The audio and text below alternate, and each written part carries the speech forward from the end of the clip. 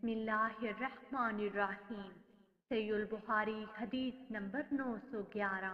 حضرت ابن عمر رضی اللہ عنہ سے روایت ہے، انہوں نے کہا نبی صلی اللہ علیہ وسلم نے منع فرمایا ہے کہ کوئی شخص اپنے بھائی کو اس کی جگہ سے اٹھا کر خود وہاں بیٹھ جائے۔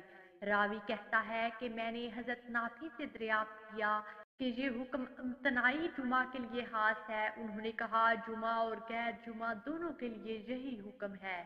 صحیح البخاری حدیث نمبر 912۔ حضرت سعید بن یزید رضی اللہ عنہ سے روایت ہے، انہوں نے فرمایا کہ نبی صلی اللہ علیہ وسلم حضرت ابو بکر اور حضرت عمر رضی اللہ عنہ کے زمانے میں جمعے کے دن پہلی اذان اس وقت ہوتی تھی جب عوام ممبر پر بیٹھ جاتا تھا، لیکن حضرت عثمان رضی اللہ عنہ کے دور میں جب لوگ زیادہ ہو گئے تو آپ نے مقام زبرہ پر تیسری اذان کا اضافہ فرما دیا۔ ابو عبداللہ امام بخاری رحمۃ اللہ کہتے ہیں کہ زبرہ مدینہ کے بازار میں واقع ایک جگہ کا نام ہے۔ صحیح البخاری حدیث نمبر 913۔ حضرت سعید بن یزید رضی اللہ عنہ سے روایت ہے کہ جب اہل مدینہ کی آبادی زیادہ ہو گئی تو اس وقت جمعہ کے دن تیسری اذان کا اہتمام کرنے والا حضرت عثمان رضی اللہ عنہ تھے، اور نبی صلی اللہ علیہ وسلم کا تو ایک ہی مؤذن تھا، اور جمعہ کے دن اس وقت اذان دی جاتی تھی جب امام منبر بیٹھ جاتا تھا۔ صحیح البخاری حدیث نمبر 914۔ حضرت معاویہ بن ابی سفیان رضی اللہ عنہ سے روایت ہے کہ وہ جمعہ کے دن منبر پر تشریف فرما تھے تو مؤذن نے اذان دی۔ جب اس نے اللہ اکبر کہا تو حضرت معاویہ رضی اللہ عنہ نے اللہ اکبر کہا۔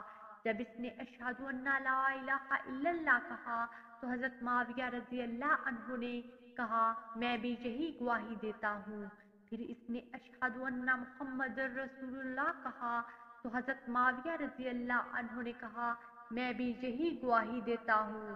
پھر اذان ختم ہو گئی تو حضرت معاویہ رضی اللہ عنہ نے کہا اے لوگوں، میں نے رسول اللہ صلی اللہ علیہ وسلم سے اسی مقام پر سنا کہ جب مؤذن نے اذان دی تو آپ بھی وہی فرماتے تھے جو تم نے مجھے کہتے ہوئے سنا ہے۔ صحیح البخاری حدیث نمبر 915۔ حضرت سعید بن یزید رضی اللہ عنہ سے روایت ہے کہ جمعہ کے دن اذان ثانی کا حکم حضرت عثمان رضی اللہ عنہ نے دیا جبکہ اہل مسجد کی تعداد زیادہ ہو گئی، اور جمعہ کے دن اذان اس وقت ہوتی تھی جب امام منبر پر بیٹھ جاتا تھا۔